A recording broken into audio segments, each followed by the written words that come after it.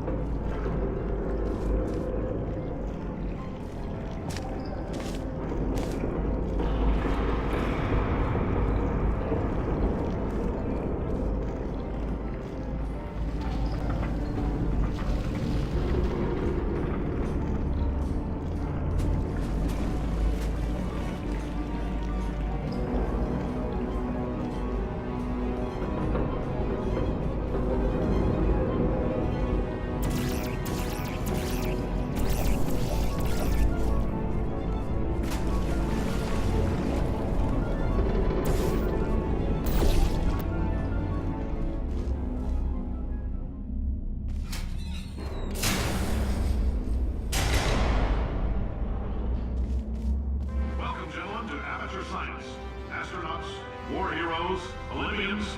You're here because we want the best. And you are it. So, who is ready to make some science? I am. Now, you already met one another on the limo ride over, so let me introduce myself. I'm Cave Johnson. I own the place. That eager voice you heard is the lovely Carolyn, my assistant. Rest assured, she has transferred your honorarium to the charitable organization of your choice. Isn't that right, Carolyn? Yes, sir, Mr. Johnson. She's the backbone of this facility. Pretty as a postcard, too. Sorry, fellas. She's married. To science.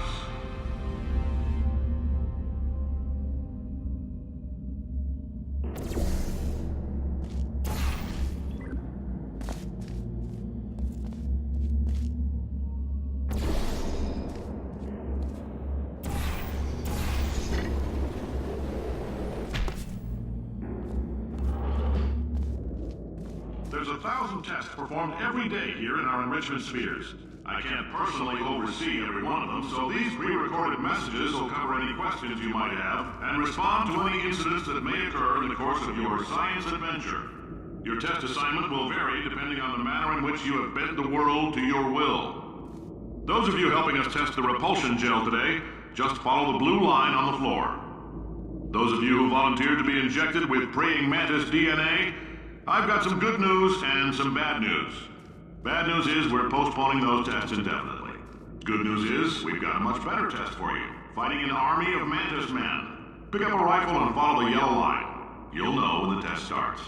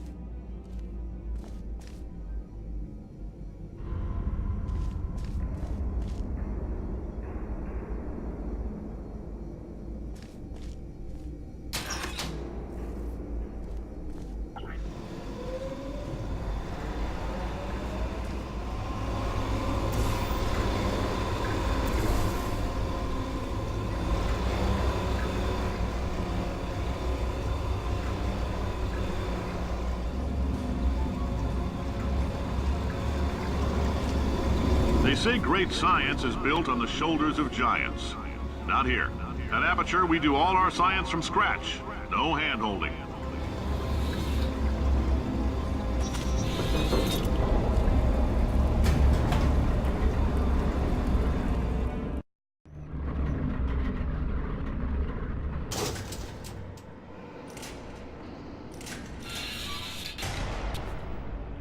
All right, let's get started. This first test involves something the lab boys call repulsion gel. You're not part of the control group, by the way. You get the gel. Last poor son of a gun got blue paint. All joking aside, that did happen. Broke every bone in his legs. Tragic, but informative. Or so I'm told.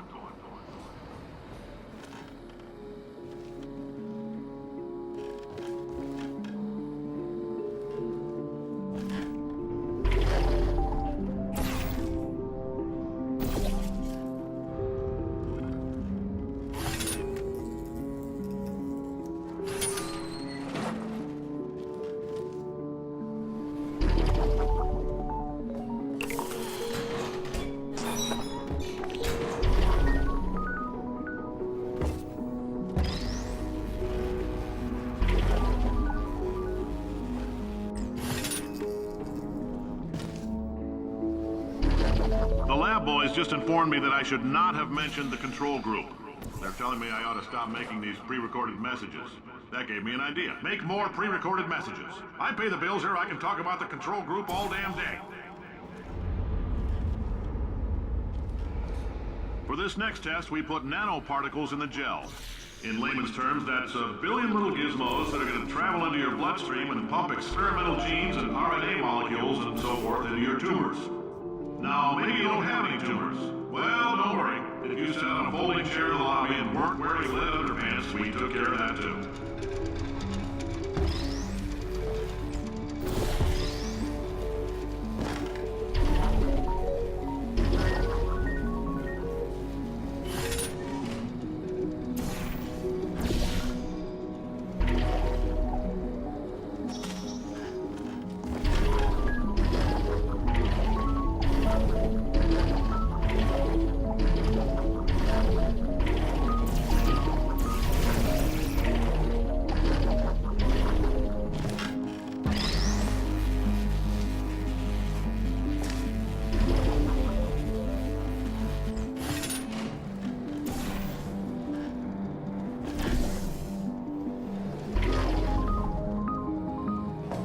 Oh, in case you got covered in that repulsion gel, here's some advice the lab boys gave me. Do not get covered in the repulsion gel. We haven't entirely nailed down what element it is yet, but I'll tell you this, it's a lively one, and it does not like the human skeleton.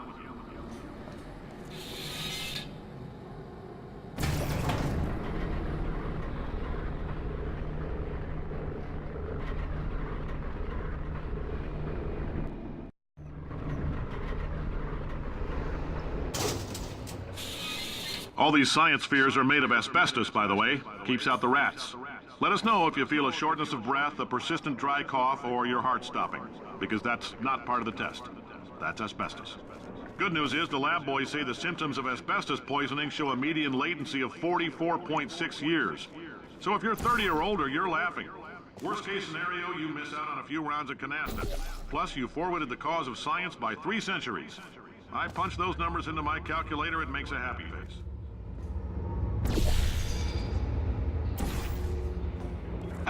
I like your style. You make up your own rules, just like me.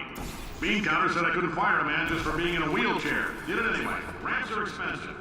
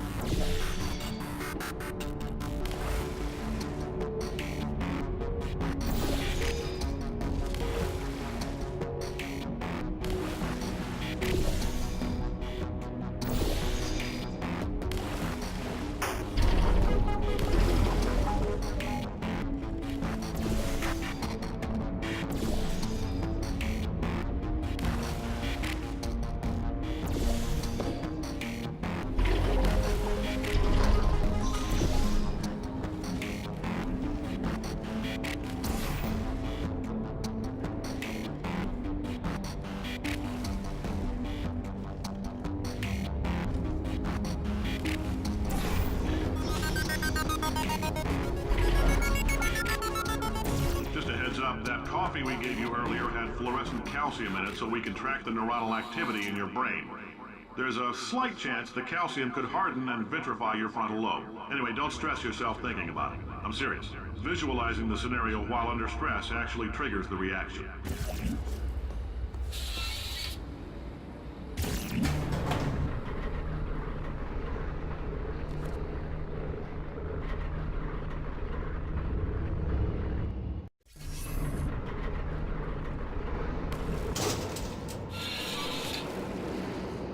Now, if you're part of control group Kepler-7, we implanted a tiny microchip about the size of a postcard into your skull. Most likely you've forgotten it's even there. But if it starts vibrating and beeping during this next test, let us know. Because that means it's about to hit 500 degrees, so we're going to need to go ahead and get that out of you pretty fast.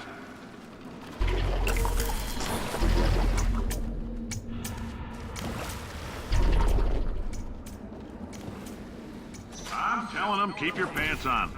All right, this next test may involve trace amounts of time travel. So, word of advice, if you meet yourself on the testing track, don't make eye contact. Lab boys tell me that'll wipe out time. Entirely. Forward and backward. So, do both of yourselves a favor and just let that handsome devil go about his business.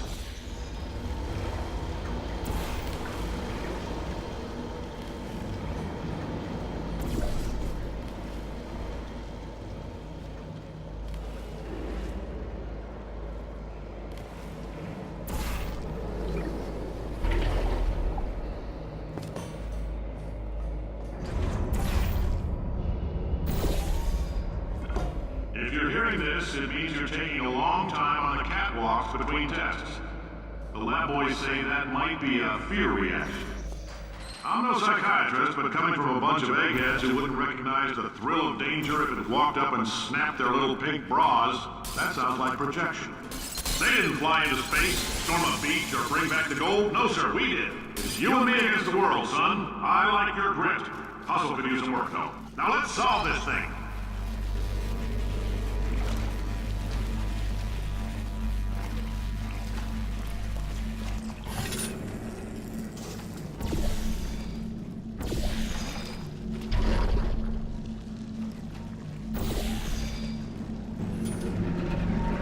Science isn't about why, it's about why not. Why is so much of our science dangerous?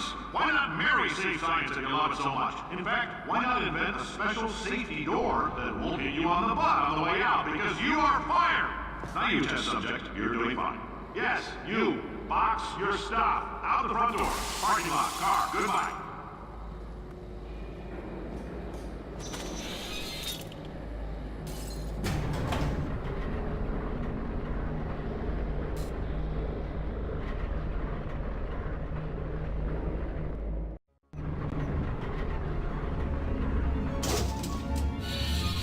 Congratulations! The simple fact that you're standing here listening to me means you've made a glorious contribution to science. As founder and CEO of Aperture Science, I thank you for your participation and hope we can count on you for another round of tests. We're not going to release this stuff into the wild until it's good and damn ready, so as long as you keep yourself in top physical form, there'll always be a limo waiting for you. Say goodbye, Carolyn. Goodbye, Carolyn. She is a gem.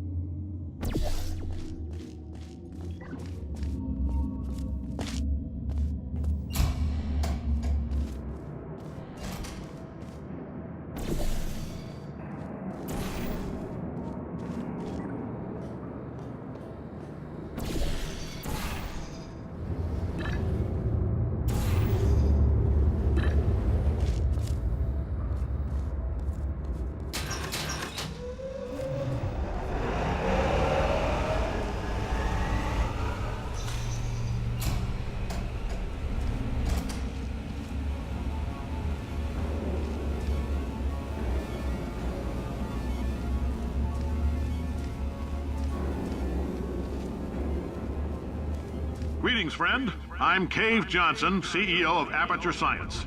You might know us as a vital participant in the 1968 Senate hearings on missing astronauts. And you've most likely used one of the many products we invented, but that other people have somehow managed to steal from us. Black Mesa can eat my bankrupt... Sir, the testing? Right. Now you might be asking yourself, Cave, just how difficult are these tests? What was in that phone book of a contract I signed? Am I in danger? Let me answer those questions with a question. Who wants to make $60? Cash. You can also feel free to relax for up to 20 minutes in the waiting room, which is a damn sight more comfortable than the park benches most of you were sleeping on when we found you. So, welcome to Aperture. You're here because we want the best, and you're it. Nope, couldn't keep a straight face. Anyway, don't smudge up the glass down there. In fact, why don't you just go ahead and not touch anything unless it's test related.